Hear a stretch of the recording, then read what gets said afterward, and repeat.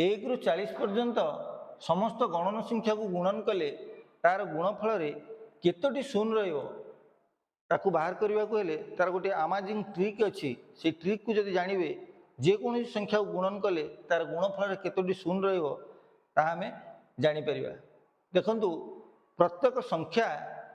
से केतोटी मौलिक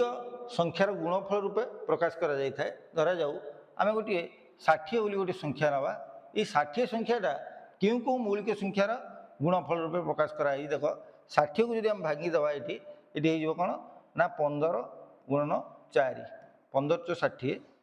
15 को भांगीदे 3 गुणन 5 देख 3 गोटे मौलिक संख्या 5 गोटे मौलिक संख्या 4 को जब भांगीदे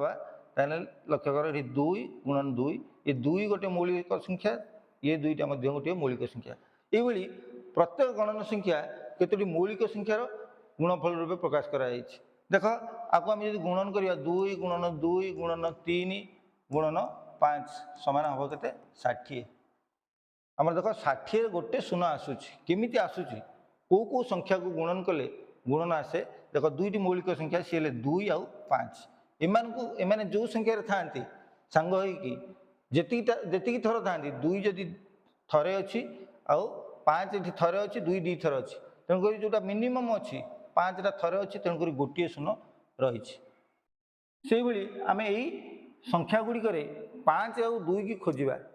क्यों कौ संख्यार सब 5 आउ 2 गुणन हो रही देखु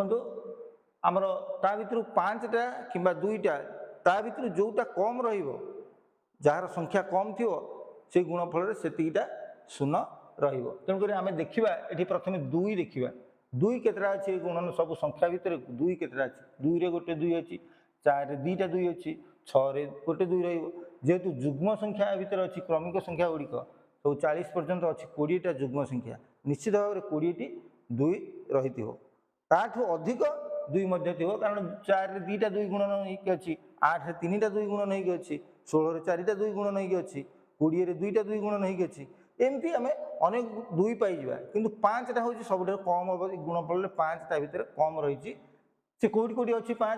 5 रे गोटे 5 अच्छी से 5 अच्छी 5 रे गोटे 5 10 रे गोटे 5 दुने 10 से गोटे 5 अच्छी सेमती आमर 15 रे गोटे 5 अच्छी 5 3 15 से गोटे 5 अच्छी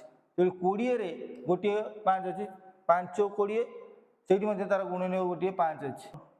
25 रे आमर 2टा 5 अच्छी से 2टा 5 को गुणन कराई तेणुक से 2टा 5 अच्छी तापर 30 रे लक्ष्य कर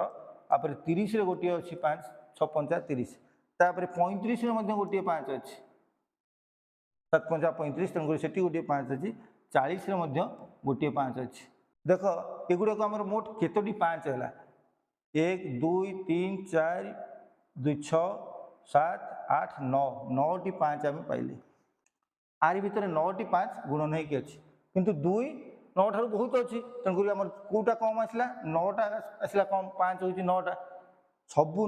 5 आउ 2 गुणन कले गोटे शून्य आसो तेणुक 9टा 5 को 9टा 2 जब एकाठी कर गुणन कराए ताने